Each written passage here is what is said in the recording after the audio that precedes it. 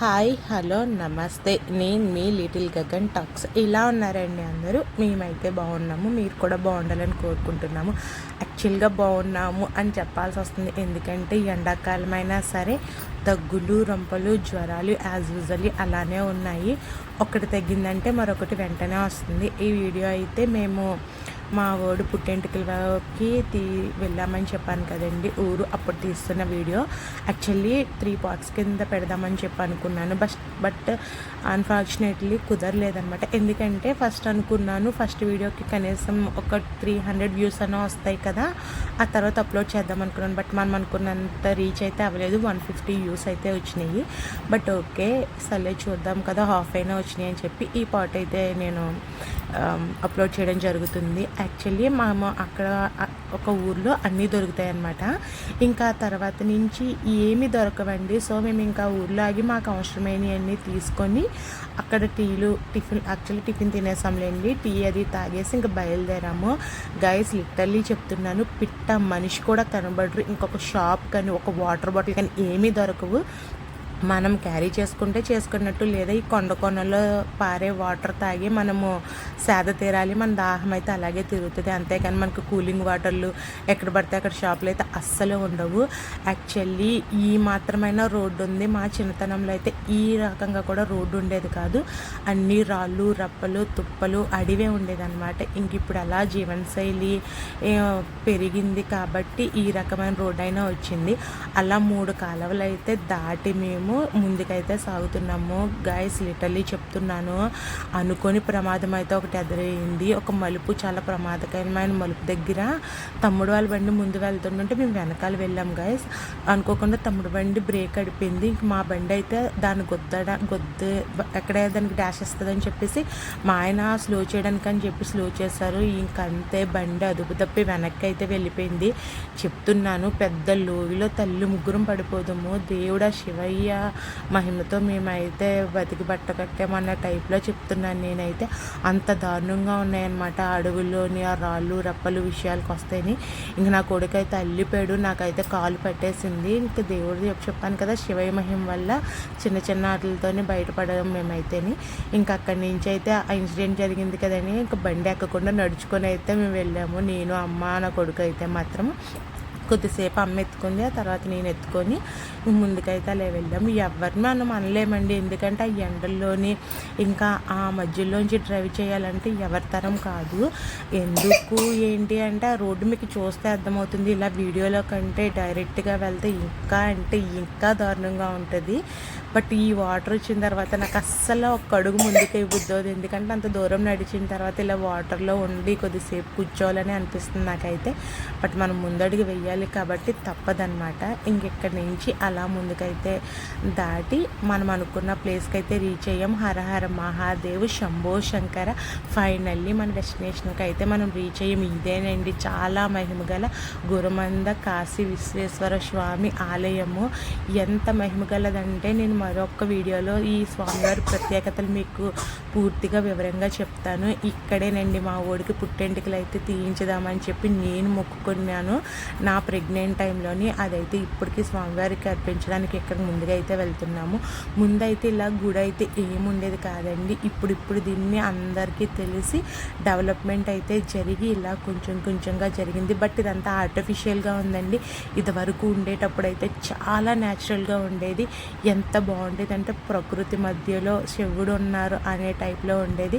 But ఇలా అయినా కూడా చాలా బాగుందని చెప్పాలి, ఎందుకంటే ఇంత డెవలప్ జరిగింది. మారుమూల గ్రామం అంటే ఈ శివయ్య మహిమనే చెప్పుకోవచ్చు. ఈ పైకి వెళ్తే 2-3 ఊర్లు ఉంటాయి. ఇక్కడికే ఇంత కొండలు ఎక్కామంటే ఆ ముందుకు వెళ్ళాలంటే ఇంకొంచెం కొండలు ఎక్కాలి. ఇంకొక విషయం ఏంటంటే ఆ పైన ఒక గర్ల్స్ హాస్టల్ ఉందండి, స్కూల్ కూడా ఉంది. చాలా గొప్ప విషయం ఇదైతే మాత్రము. ఇక్కడున్న పిల్లలకి ఇదొక్కటే మంచి అవకాశం అండి చదువుకోవడానికి. అది లేదంటే పనుల్లోకి వెళ్ళాలి, ఆ కొండల్లోకి వెళ్ళాలి, ఈ రకంగా ఉంటుంది. ఇలా హాస్టల్ స్కూలు అది ఇక్కడ ఉండడం వల్ల ఈ ప్రజలు కూడా అక్కడికి పంపించడానికి చాలా అంటే చాలా ఇంట్రెస్ట్ చూపించి కొంచెం మంది పిల్లల్ని అయితే అక్కడికి పంపిస్తూ ఉన్నారు. ఇంకొక సాడ్ న్యూస్ ఏంటంటే అక్కడ ఉన్న టీచర్లు అయితే పాపం మనలాగే ఎక్కడి నుంచో వచ్చి ఇన్ని కొండలెక్కి ఆ స్కూల్లో వాళ్ళ డ్యూటీలు అయితే చేసుకుంటారండి. ఈ గుడి అయితే మాత్రం మాత్రం ప్రతి ఒక్కరూ ఆగి శివయ్యని దర్శించుకొని మాత్రమే వెళ్తారండి. ఎవరైనా సరే ఈ దారిలో వెళ్ళే వాళ్ళు ఎవరైనా కూడా ముందు శివయ్యని దర్శించుకొని మాత్రమే ముందడుగైతే వేస్తూ ఉంటారు. ఇంకా మేమైతే మా పని మేము చేసుకుంటూ శివయ్యని మనసులో తలుచుకొని ముందుగడైతే వేస్తున్నాము. అక్కడ మాకంటే ముందే ఎవరో తలనీలాలు తీయించుకున్నారండి. బాబు కోసం అయితే వేణీలు అవి పెట్టుకున్నట్టున్నారు వాళ్ళు. నేను కూడా మా మోక్షిత్ కోసం అని చెప్పి కొన్ని వేణీలు పెడదాం కదా అని చెప్పాను. అనుకుంటాం కానండి ఆ వేణీలు ఎక్కడ సరిపోతాయి చెప్పండి. బట్ మనోడే ముందుగా చన్నీళ్ళు ఆడేస్తున్నాడు. ఇంక వేణీలతో వాడికి ఏం పని ఉంటుంది. అందులోని శివయ్య దగ్గరికి వచ్చి శివయ్య దగ్గర పారుతున్న గంగా జలంలో స్నానం చేయకుండా శివయ్య ఊరుకుంటారా? అసలు ఊరుకోరు కదా. అలా ఎలా జరుగుతుందని చెప్పి నా కొడుకైతే చన్నీళ్ళతోనే స్నానం చేశాడు. ఇంకైతే పుట్టెంటుకలు తీద్దాం కదని చెప్పి ఈ కాలువ దాటి అటువైపుకి అయితే వెళ్తున్నాము. చాలా జాగ్రత్తగా నడుస్తున్నాం, ఎందుకంటే అక్కడ ప్రతి రాయికి నాచు అయితే పట్టేసింది. ఇంకా వన్స్ పడ్డామంటే నడుము ఇరిగిపోవడం తప్ప మరేం ఉండదన్నమాట, అంత దారుణంగా ఉంటుంది. అక్కడైతే శివరాత్రి రోజు చాలా అంటే చాలా ప్రత్యేకమైన పూజలు, చాలామంది జనాలు అయితే వస్తారు. హైదరాబాద్, బెంగళూరు ఇంకా చాలా దిక్కుల నుంచే వస్తారండి. కనీస వసతులు కూడా అక్కడ ఏర్పాటు చేస్తారు ఒక్కరోజు మాత్రమే. అయితే అప్పుడు కట్టిందే ఈ కర్రల బ్రిడ్జ్ అనమాట. ఆ పక్కన బట్టలు మార్చుకోవడానికి అయితేనే ఏంటి చాలా బాగానే చేశారండి.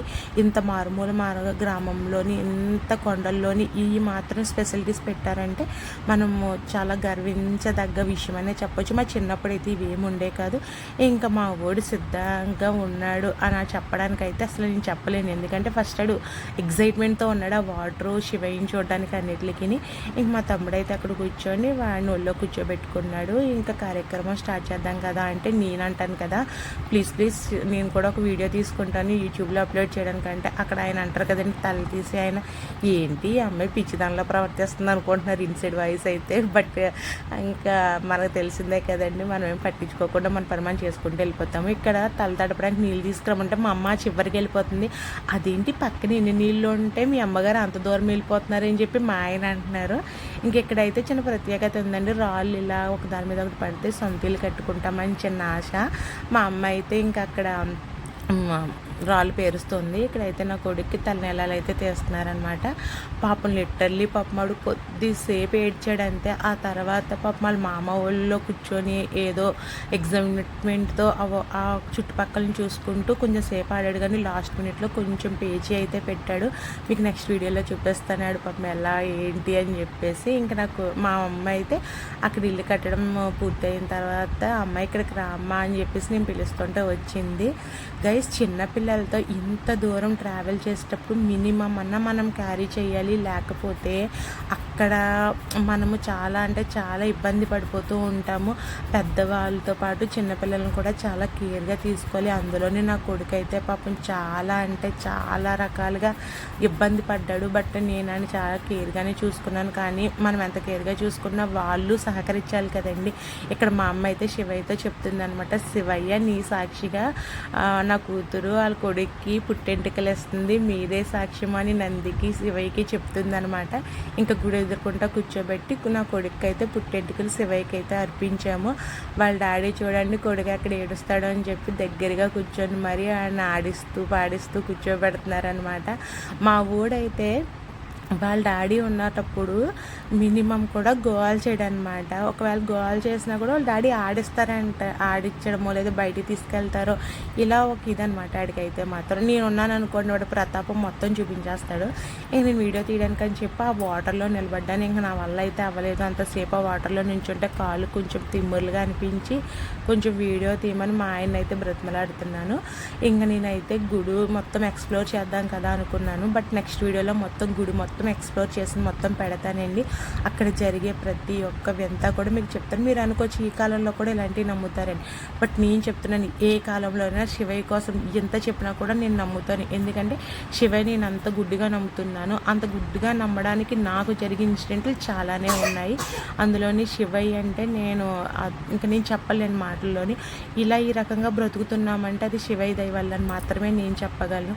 అంటే శివయ్య ఒకటే దేవుడా అని మీరు అనొచ్చు, ఎదుర్కోవచ్చును. బట్ నేను అంటున్నాను నా కోసం మాత్రమే నేను మాట్లాడుకుంటున్నాను. ఇక్కడైతే పాపం మేము చాలా అంటే చాలా జాగ్రత్తగా తీస్తున్నారండి మా ఓడికి హెయిర్. 3 ఇయర్స్ నుంచి పాపం వాడు అలా ఎంత చికాకు వచ్చినా ఎలా వచ్చినా కూడా అలాగా ఆయిల్ రాసి జడేసి అలా మేనేజ్ చేసుకుంటూ కూర్చున్నాను. కొంచెం మంది పిల్లలకైతే ఇంకా ఎక్కువ హెయిరే వచ్చేస్తుంది. మా ఓడికైతే కొంచెం గ్రోత్ తక్కువ ఉంది కాబట్టి పర్వాలేదు, నేను మేనేజ్ చేయగలిగాను. లేదంటే ఇప్పుడు వచ్చే సమ్మర్లకని లాస్ట్ ఇయర్ సమ్మర్కని పాపం చాలా ఇబ్బందే పడిపోతున్నాం మా వాడైతే మాత్రము. ఇంకా వాడికి ఆ హెయిర్ అంతా వాడి మీద పడుతుంటే చాలా ఇబ్బందే పడిపోతున్నాడు అనమాట. ఏంటి ఇలాగా ఇరిటేటింగ్గా ఇచ్చింగ్గా అలా అనిపించి మా అమ్మ వాళ్ళు అయితే అక్కడ పడుతున్న హెయిర్ మొత్తము వాడు క్లియర్ చేసి వాడికి ఏదో ఒకటి చెప్తున్నారనమాట. ఈలోగా వాళ్ళ డాడీ అయితే వచ్చారు, ఎందుకంటే ఇప్పుడు స్నానం చేయించాలి కదా అని చెప్పేసి. ఇంకా హాఫ్ అయితే ఉందండి, ఇంకొంచెం హాఫ్ అయితే మా వాడికి చాలా ఇరిటేటింగ్బుల్గా అనిపించింది. ఎందుకంటే వాడికి అర్థమైపోయింది వాడికి హెయిర్ తీసేస్తున్నారు అనే విషయం అయితే ఇప్పటి వరకు అయితే వాడికి తెలియలేదు. అందుకనేసే పాపం ఏదో జరుగుతుంది కదా అనే విషయం మీద అలా ఉండిపోయాడు. బట్ అలా గుడి చూపిస్తూ మేమైతే వాడికి అలా కొన్ని మాటలు చెప్పి అలా అడ్జస్ట్ చేయగలిగాము. కానీ కొద్దిసేపటికైతే చాలా ఎక్కువ పేచీ పెట్టేశాడు. కానీ గుండు చేయించుకున్నప్పుడు పిల్లలు మినిమం ఇలా కూర్చోవడం కూడా చాలా గ్రేట్ అండి. ఇంత ఓపికగా కూర్చోవడం అయితే మరీ గ్రేట్. మా అక్క వాళ్ళ పాపకు కూడా ఇక్కడే పుట్టెంటుకలు తీయించారు. మా అక్క కూడా ఇక్కడే మొక్కుకుంది. బట్ మా అక్క వాళ్ళు ఇక్కడికి వచ్చినప్పుడు చాలామంది వచ్చారనమాట. మేము ఇంకా తక్కువ మందే వచ్చాము. బట్ పిలిచిన వాళ్ళందరూ రావాలంటే చాలా కష్టమే పడాలి. ఎందుకంటే